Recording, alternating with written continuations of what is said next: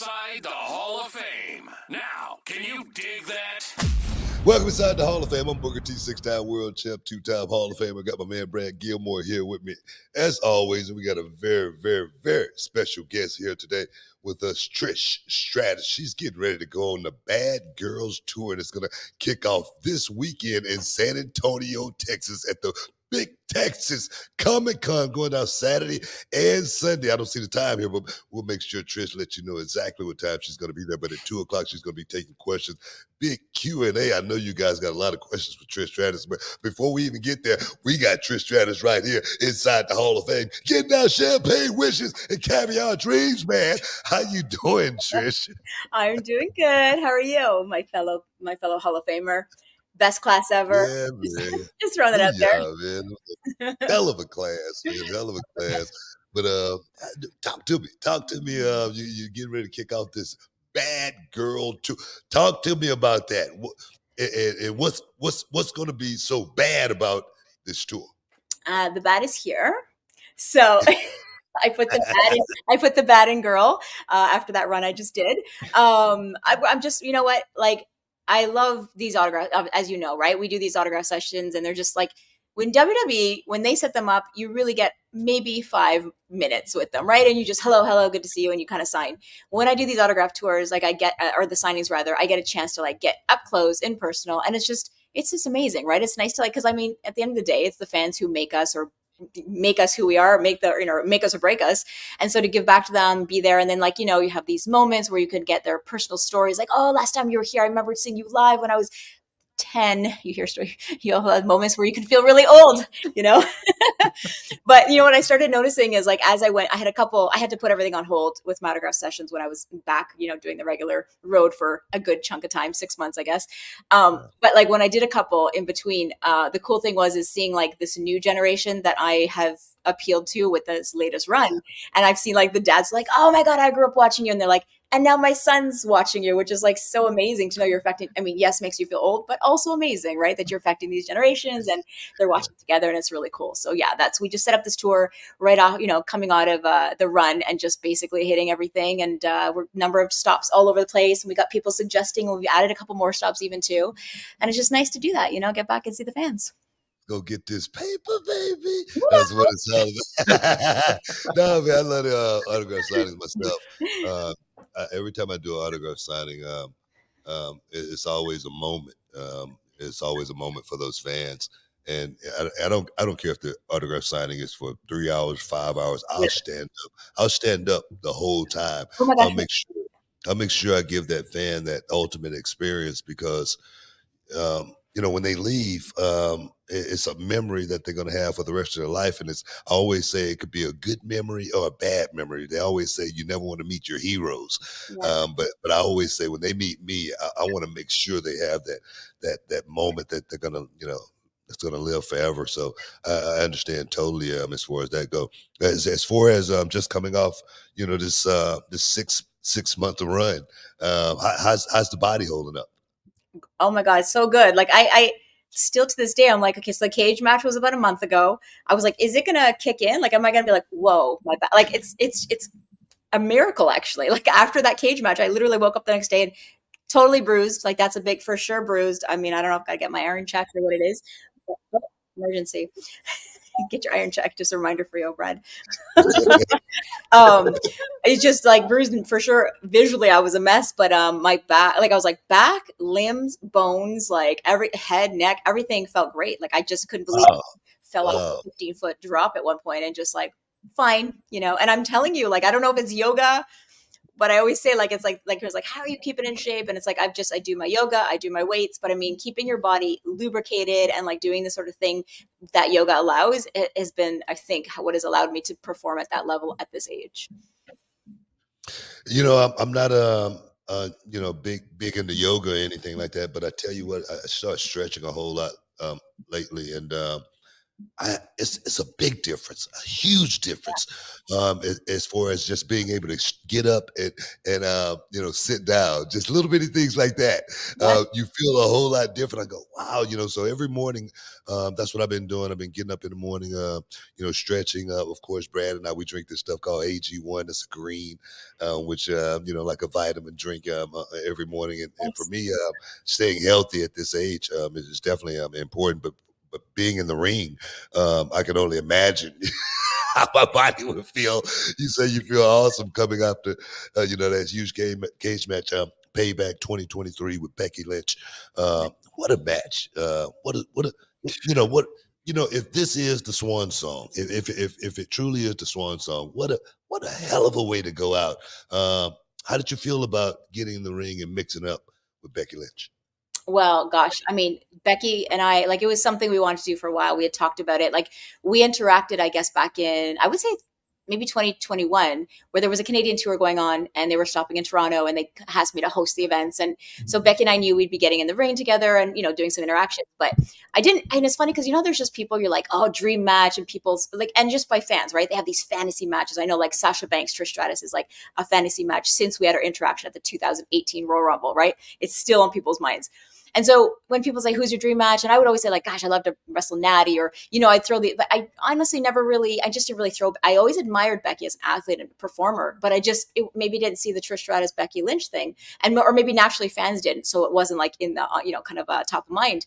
But then we interacted at these live events and it was just so good. And the fans were so into it. And then we started like a little Twitter war to the point where people were like, oh, this Twitter war is better than like the current storylines on TV right now. Like it grabbed people's attentions. They started talking about fantasy booking and we're like, okay, you know what, maybe this has to happen. And then Becky and I talked about possibly working. And the one thing I always said is like, look, I'd been back a number of times. I said, I'd really love to explore going back as a bad guy. I want to just like something new. And as you know, it's like, you go back, you get your face pop for sure. And that's a natural built-in reaction. But for me as a performer, it was just a way to challenge myself as a performer, just do something different. And then just as I like callbacks, man, I like going back to like the stuff I did in the past and kind of like if I could do that again and just do it, approaching what I did in the past, but with a different mindset, a different skill set, like a different maturity, like a different, maturity as a performer even, so I kind of said that, but it just wasn't right. Becky was a heel at the time. And anyway, eventually everything kind of fell into place. And then we talked about coming back for WrestleMania. And it was just supposed to be like, let's do a WrestleMania match. There's the novelty Trish Stratus, Becky Lynch. Then it just got juicier and juicier. They talked about bringing in Amy. So when the turn happened, it was juicier versus it being just like, I didn't have necessarily a relationship with Becky, you know what I mean? So like it made it, and then it had a little run with us and then just made it bigger, and honestly, it was supposed to be like, one match here. That was fun. Let's go. But it just like kind of extending in a good way. Like it was something people were interested in for a long time. Yes, there was that phase where people were like, oh, is this thing over? You know how people get at some point, they get like enough of this already, But to me, knowing that like it would finally culminate in that cage match, that was almost like the perfect way for it to culminate, and I really think what we had done at that point, storyline wise, it had to be that big and it had to be that sort of vicious and extreme for us to get to each other in that final chapter like that. Very happy with it. I tell you, we had a cage match at Reality of Wrestling, two of my guys, and they went out, they totally just crapped the bed, right? And, and, Oh no. and no, and I told them, if you guys can't go out and do it like Trish and Becky, I don't want you guys around my company ever again. Oh man, I can't. Sorry, I set that bar so high. What can we say? You're the blame for that. Sorry, guys. But go ahead, Brad. Well, I was going to ask about the cage match. When y'all found out you were going on first, were you like, oh, yes, we're going to be the first thing of the night? Or were you like, oh, I wish we had that main event spot because we know we're going to go out there and kill it? Honestly, first, like, it's like something different. Like, there's a different energy. Yes. People wanted it. You know that book, right? When you go out, it's like they're so excited. They're so hyped. And they were just ready for this match, right? So to give that, I don't want them to sit through 3 or 2 hours of other stuff and then get to us. Like I wanted it to be like, let's set the bar, let's go out them. And it just felt right. Like it felt like that was the main event, could have been in the beginning. Who's to say the main event's not the, the first match. Right. So I just think it was perfect placement. I think at that point in our storyline and just where we're at with everything, it was great to set the tone for the rest of the show, prove what we had to do. And then like, I didn't have to worry about time restraints and things like that. I just wanted to go out. We had our full on match. I mean, there's moments, right, where you're like, I'm going to be like leaving the cage at some point. I'm not going to be doing the slow crawl. Like we are going to go forget, you know what I'm saying? Like we were just going to go full on all out. And that's what we did. And I think first match allowed us to do that. Man, Becky is man, she's been doing some hell of work over these last 3 months. I mean, and she's so good. I got a chance to watch her up close and personal down in NXT working with Tiffany Stratton, and to watch her, she's a real general. She's a real worker. As far as you being in the ring with her, how good would you rank her as far as being one of the best? I mean, she's not better than me because I'm obviously the GOAT. Character flies in there sometimes. No, honestly, why I wanted to go back and with her. Look, I want to go back with someone that like it's a challenge for me to go back with like, can I perform at her level? It makes me better. It makes me have to go in there and not shit the bed, as we say, right? Like I had to go in. I know Becky Lynch is the top in the industry. I've watched her. And especially once we started that, like when we did that Twitter war and people were like, oh, I want to see this match. I watched her closer. I got to watch the way she worked. I like, and I was like, this is going to work. Like I knew her and I in there would have that energy and that chemistry. And then working with her up close and personal, like we connected long ago. And funny enough, we actually didn't speak. I mean, I barely spoke to her when I came back to 2018, 20. These girls were all new for me, right? I just had heard of them and just meeting them for the first time. A lot of them, 2018, 2019, when we came back for Evolution and the Royal Rumble. And so we actually connected once she got pregnant. I just sent her like a, hey mama, good luck and whatever. Let me know if you have any questions, and we just like, that's when our relationship started. And it was like, someone even said, ironically, you did not connect in wrestling as like the top of this gen and top of that gen, but yet we connected on the mama level, personal level. So we were friends on that level for so long. And then it was neat to then come in, and have that trust between us and like knowing that we both strive for excellence. Like we don't settle for mediocrity. We go out, we want to be the best. We will do everything we can to make sure it's the best. And together, like we were real collaborative on everything we did, storylines and discussing and our promos and making sure that they were tight.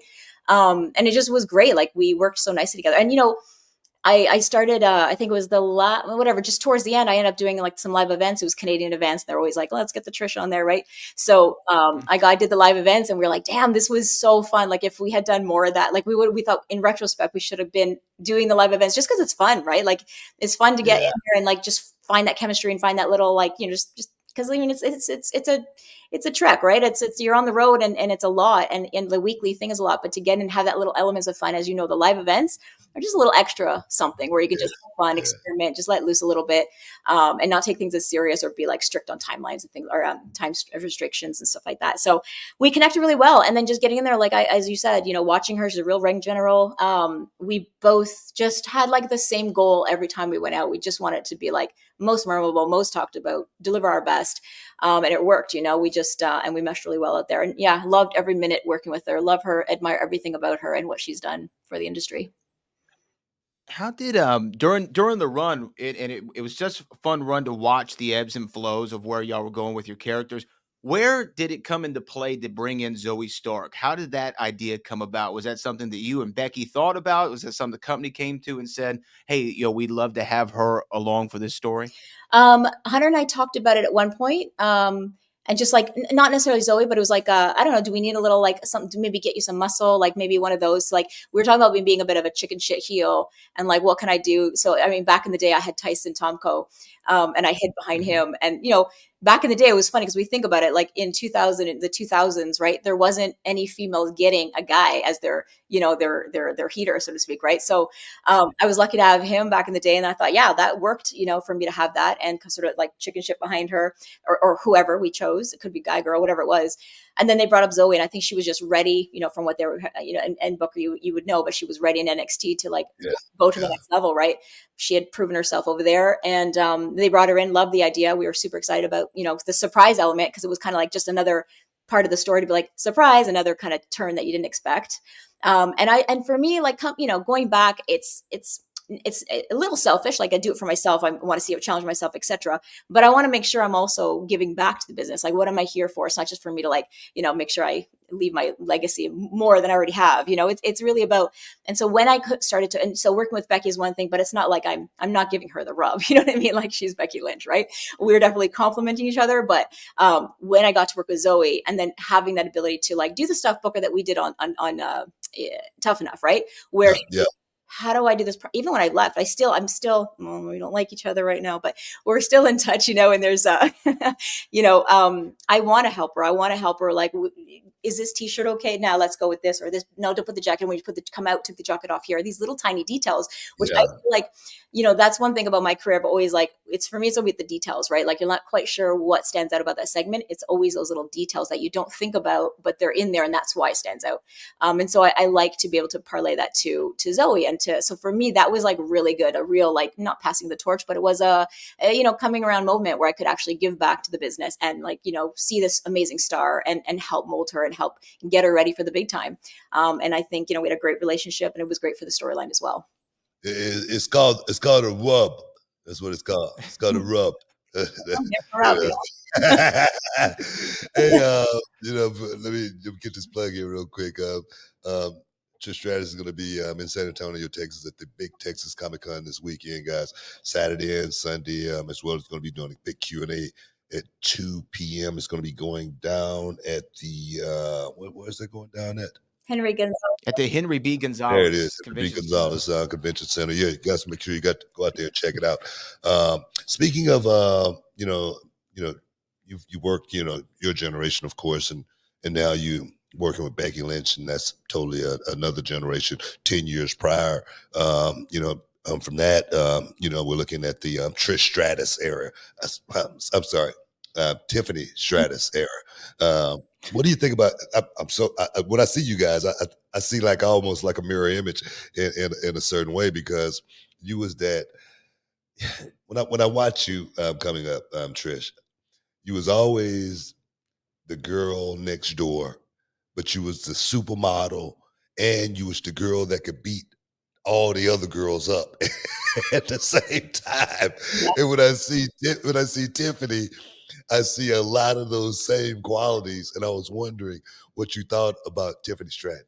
Well, I see the same sort of things that you're talking about. I mean, it's definitely like, and she said this, right? Like, I know I had to prove myself because people expect a certain something out of someone who looks the way. And that's just what it is, and I wouldn't really say Tiffany and I are really the girl next door type, more like a little bombshelly, but whatever.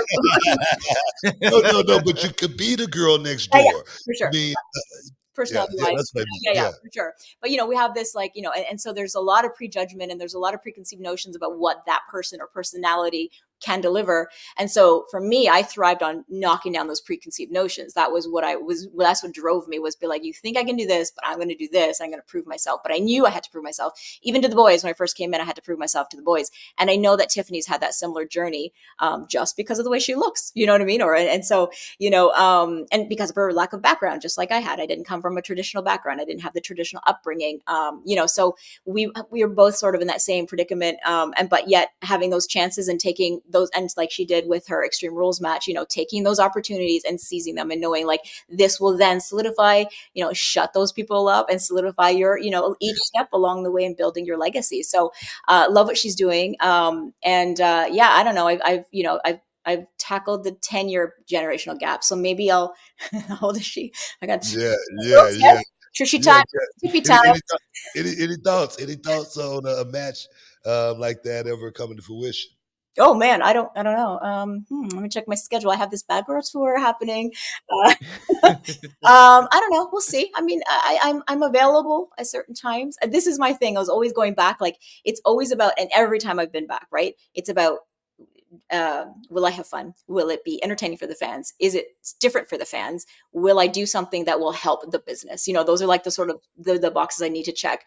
So who knows? I mean, I always leave everything open. And of course, the last box is, will I be able to perform at my optimal level? If I'm not, if I'm shittier than I was before, I'm not coming, How do you know that? How do you know that? Oh, you I don't. mean, You don't. You don't. You actually don't. You hope, So when I accepted the WrestleMania, that yeah, box yeah. is there, but I haven't checked it yet. I'm like, let's do WrestleMania, and then we'll see. And by the way, seeing like Shane McMahon tear his quads, I'm like, oh, how old she? Yeah, Young. yeah, yeah, yeah. These are things you think of where you're like, oh my god, I'm going back when and even the Rocky, what it was, the bicep, when I think Edge tore his elbow or something, whatever it was, and I'm like, oh, these are all elderly. Look here. I tore my tricep.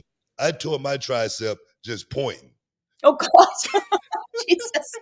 Well, that's the thing, right? So I was like, okay, let's not get hurt. But it was a true concern that you had to have. Like, I could do, because I have I have a trademark point that could be detrimental The point. to my, Yeah, that's right. to my run. I'd be like, oh, too bad. I came out with such gusto. I'm like, oh, shoulder.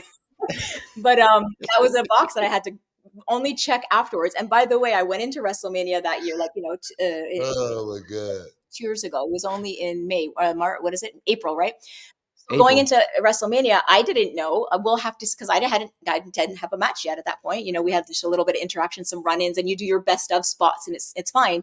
But until I went out there, and by the way, I had a partially torn hamstring just before during my training I had got. So I was like, ooh, which is like, I was just like, I remember just going out there going, so let's just go, and hopefully this doesn't tear completely off the bone, and let's just go for it. And everything fell into place and worked out. And I was like, okay, I can go like I used to go, and I just wanted to make sure I was always delivering.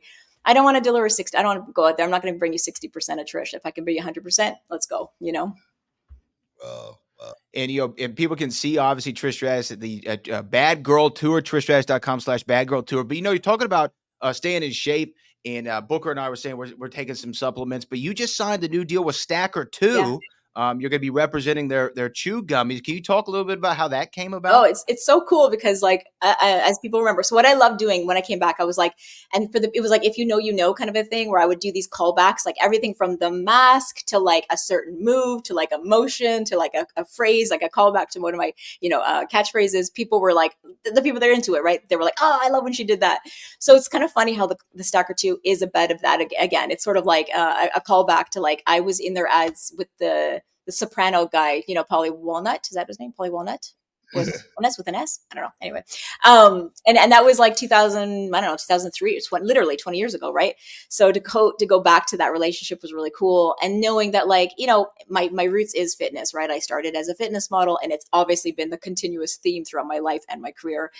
So to go back to that and just dabble back in that space, in the supplement space, is really great because I talk about stuff that I do, right? Like the little extra things I do, like it's energy gummy, and it's like got the B12 vitamins to help you, to make you at your optimal immunity. And I that's the kind of thing I need, right? So I talk about like people, how do you do it? I mean, I wear many hats, right? I do my momming, I do the Trish Stratus of it all, whether it's my business side of things or the WWE side of things. And yeah, I need a little something unique, but it's in order, you have to be fueled properly in order to do these things and to, to achieve all the greatness that you want to achieve. You need to be fueled properly, or else you just can't do it. Don't got enough in the tank, So yeah, so it was nice to hear from them. They told me like when we knew we wanted to relaunch this, we just went back to like a great relationship we had in the past. That was what they said to me. And I was like, oh, I love that. So it's like with a trusted partner, they've been a trusted leader in the supplement field as well. So, and yeah, it's a little chew gummy that's easy to take. It's just convenient and on the go. And I highly recommend it. I'll send some over for you guys. Oh yeah. We're all about Stacker 2. We're all about the chewables. Yeah. Yeah, well, inside the Hall of Fame. I mean, I like that chewable. Yes. The gummy chewable. And I have one other thing I'd love to run by Trish real quick though, because again, in this run, people were calling you the GOAT. You were calling yourself the GOAT. The GOAT. Well, no, but that's what I wanted to bring up though. I think that you solidified in my mind as the greatest, female athlete to ever do it in professional wrestling in its entirety.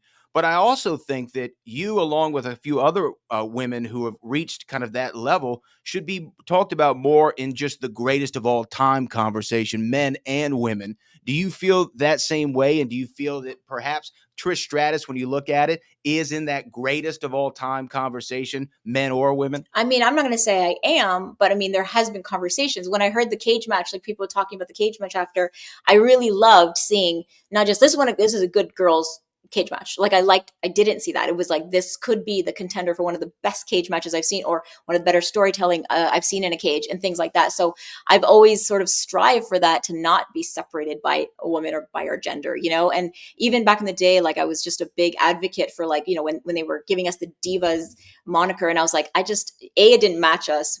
That diva had a different connotation, I think. But I just made a point of like, nope, we are WWE if they're WWE superstars, we're all doing the same job. We're all delivering the same thing. We're on the same schedule, and that's what we're doing. So I didn't like that they were separating us back then. And then everything I do now is like, and I don't want to be like the women's segment on the show or the women's match on the show. I want to be like that match on the show, period. So, I mean, if you want to put me in the non-gender specific GOAT category, cool. Now see that was a great answer. That was a great answer. I mean, for all you young aspiring superstars out there, know exactly how to answer the question, because when you great, you don't have to tell anybody. You don't have to say it. They know it.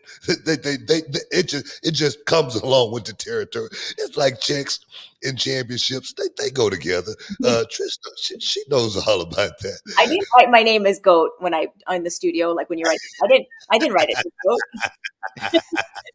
Yes, I did. Hey man, I was going down this weekend in San Antonio, Texas. I know, right?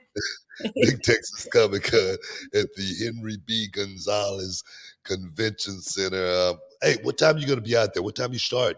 So usually the convention opens at 10. So everyone should understand you have to, and you can go to my website, you can get your tickets there, you get the information about my schedule and everything. And I'll be posting on social as well. But 10 o'clock, the show starts. There's always massive lineup. So get in the show. The celebrities are kind of there throughout the day, right? So I'll go there. I might pop off and do some press, but I'm pretty much there throughout the day. And there's things you go for photo ops at a certain time, but that schedule is all on my website. So I will be there for the whole day, Saturday as well as Sunday. And you mentioned the panel, which is on the Sunday. Sunday at 2 p.m. is the panel. So plan your day accordingly. If you want some burning questions, I only take good questions, of course. And that'll be on Sunday. So I'm excited. And it's great. And it was like, we've been talking about doing coming on your show again. And it just worked out with like me being in Texas and, kind of all working out. I'm glad we got to do this. We always appreciate you. It's going down Big Texas Comic Con. Don't miss out. Don't get shut out. Trish Stratus is going to be there. And guess what? Everybody is going to be stratified at the end of the day. Now, can you dig that? Hey, Trish, appreciate you for stepping inside the Hall of Fame, girl. Thank you, guys. I appreciate it, too. Can you dig it, sucker? All right, everyone, it's Booker T and Brad Gilmore here, and we've got something exciting for all you sports, comedy, music, and theater fans out there. We're talking about Game Time, the fastest, easiest way to get your hands on tickets to your favorite events. That's right, Book. We love all those spontaneous, unforgettable moments, and Game Time is here to make them happen. Whether it's a last-minute decision to see a game or a sudden urge to catch a live show, Game Time has got you covered, giving fans access to tickets even at the last minute in over 60 cities across the United States and Canada. And guys, this ain't about getting in. This is about getting the best seats in the house. With Game Time, you can see images of your seat before you buy it. So no surprises there, guys. You can score tickets swiftly. Skip the line, guys. Just dive straight into the moment. Absolutely. And listen to this. Game Time guarantees the best prices. Find tickets in the same section in a row for less elsewhere. Game Time will give you a credit of 110% of the difference. So there's no reason to wait, bro. So whether it's the thrill of the game, the laughter of the comedy, the rhythm of the music, or the drama of the theater, guys, don't let the opportunity skip by. Choose Game Time. Grab your tickets and just enjoy the moment. Live should be spontaneous, Book. So guys, don't miss out. Check out Game Time now on their app or at gametime.co. That's gametime.co. Take the guesswork out of buying tickets with Game Time. Just download the Game Time app, create an account, and use the code BOOKER for $20 off your first purchase. Terms apply. Lowest price. Guaranteed. Oh, yes.